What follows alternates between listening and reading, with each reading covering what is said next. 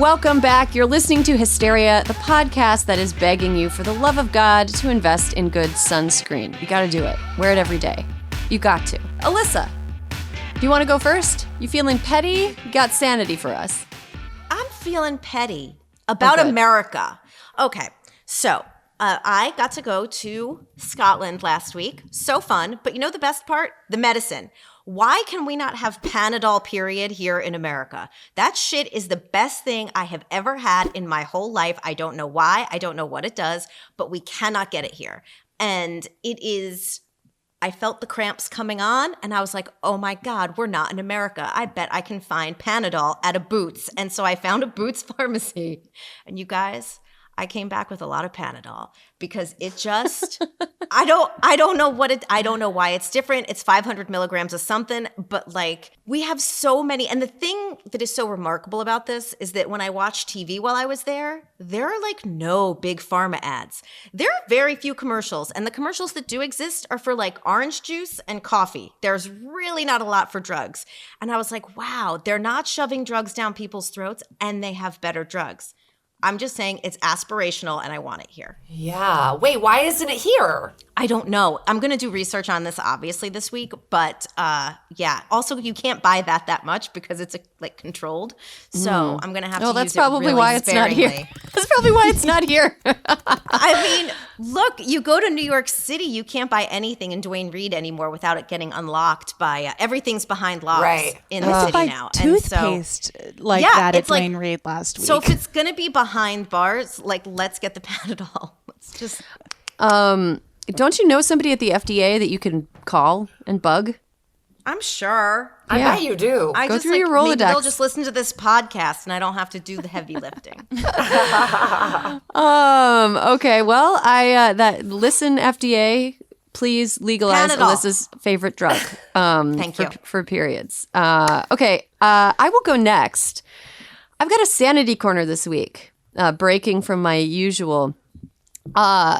I'm really excited about the Barbie movie. I wasn't when I first heard it was being made, but the more time passes and the more press junkets happen and the more red carpet moments happen with Margot Robbie, the more I'm like, I can't fucking wait.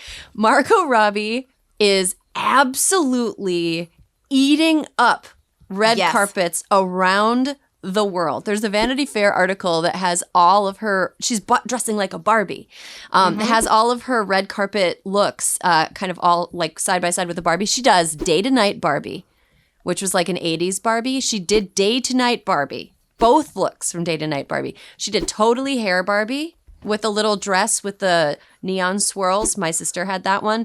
She did black and white bathing suit Barbie. She did earring magic Barbie, which was an early 90s Barbie, the one with the gay Ken. Remember earring magic Ken, who was very obviously gay and people got mad? And then she just looks amazing. She looks like she's having such a good time. I also love this for her because before she was doing press for Barbie, she was being styled by somebody who seemed like they didn't like her very much because her outfits never quite, she's beautiful and so stylish, and the outfits that she was being put in on like red carpets and stuff were just like, what are they doing to her? She seems like she's finally been freed. She's living her best life. She looks so happy. She looks so great.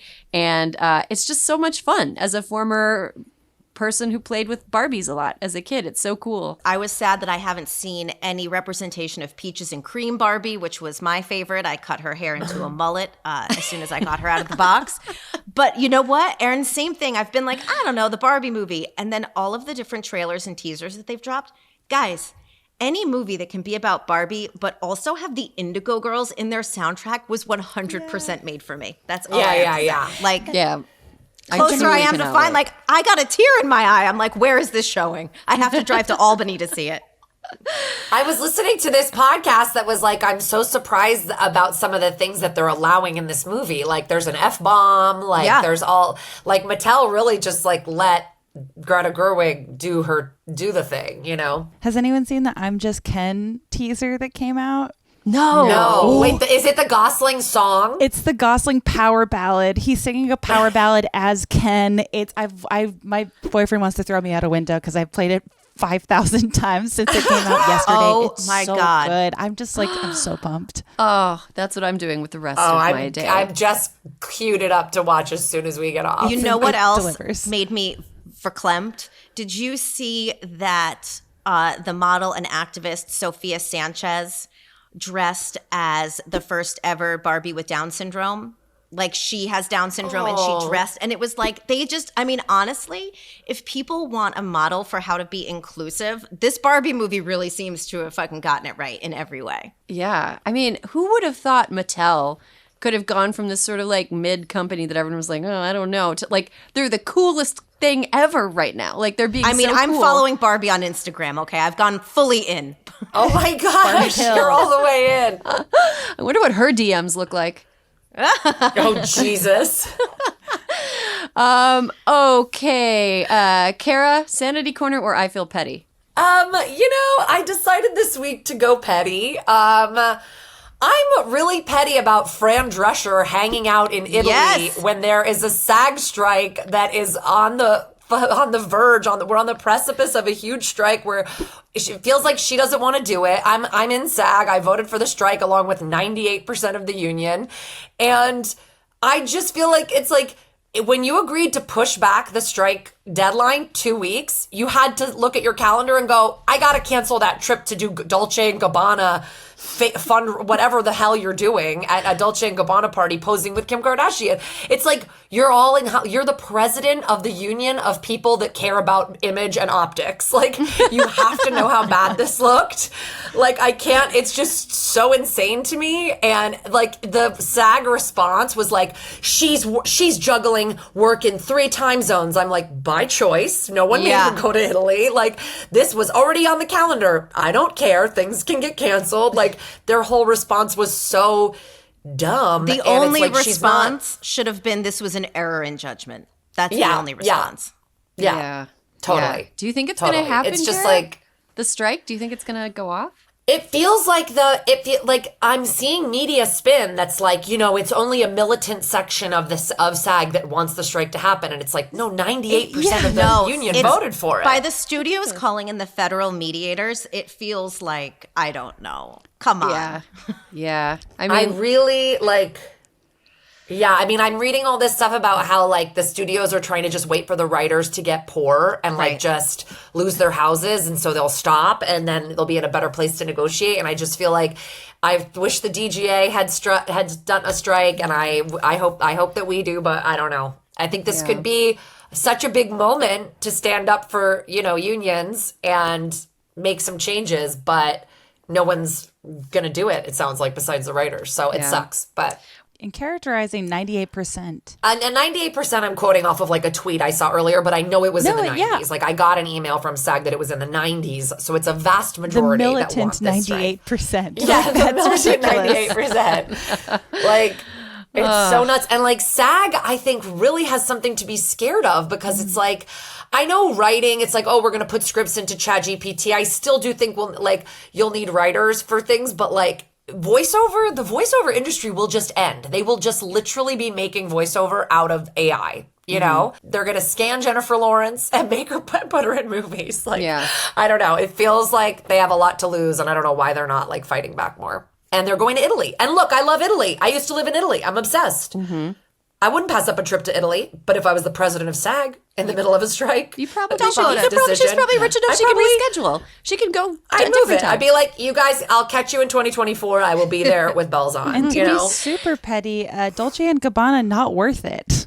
No. Yeah, agree. Ugliest fancy clothes available or something? Yes. Isn't one of the guys from Dolce & Gabbana anti-Semitic? Cut this if I'm wrong. Yeah. Yes, that was a thing a couple years ago. Oh, wow. Yeah, not great. Not a great company to just publicly be affiliated at this moment, particularly. And one thing about the studio, the report that studios are like, we're just going to wait till the writers are like losing their homes and apartments.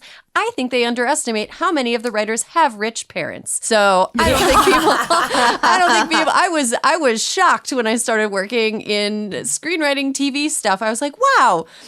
your parents are rich. That's why you've been able to do that's why you went to grad school and got an MFA, and that's why you live in a nice place. You don't owe anybody any money. So anyway, yeah, they can go ahead and try to starve people. Then they'll just have boring rich people writing for them and nobody's going to want to watch. Jamie, bring us home. Sanity Corner or I Feel Petty? Ooh, I Feel Petty. It is keeping in with my life. It's hot dog related. But so I covered the Nathan's Famous Hot Dog Eating Contest on Coney Island for the second time this year. One of my pet grievances that I am writing about this year is how the women's contest is treated and the fact that there is gendered contests in hot dog eating whatsoever. So the thing that this contest is run by Major League Eating, which is a thing, and it's not even funny to me anymore. It's just a part of my life. Every single contest in this league is all genders because everyone digests. There's no reason for there to be any separation except for the hot dog contest, which has everything to do with their ESPN contract and getting as much ad rev out of everything. But since there's been a men's contest and a women's contest, which didn't happen before 2011, the women's contest has been put on ESPN3. They get less money. They get this pejorative pink belt. And this year, they weren't broadcast as it was scheduled. They were just going to be streaming on the app. You couldn't even see them on TV. Meanwhile, it's a 10-minute contest, and the men's contest gets a full hour on ESPN. Every single year, it has been like this. And so there's no opportunity while there is an amazing women's champion, her name's Miki Sudo. She's great. But no one really knows who she is because she doesn't get gassed up the way Joey Chestnut does every single year. And so promoting the women's contest and also just making the contest all genders again is just something I'm very passionate about.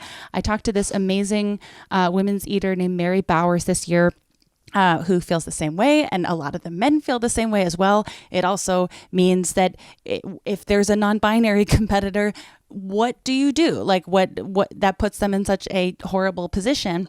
And I just am still angry about the fact that they were going to air the women's contest on just an app.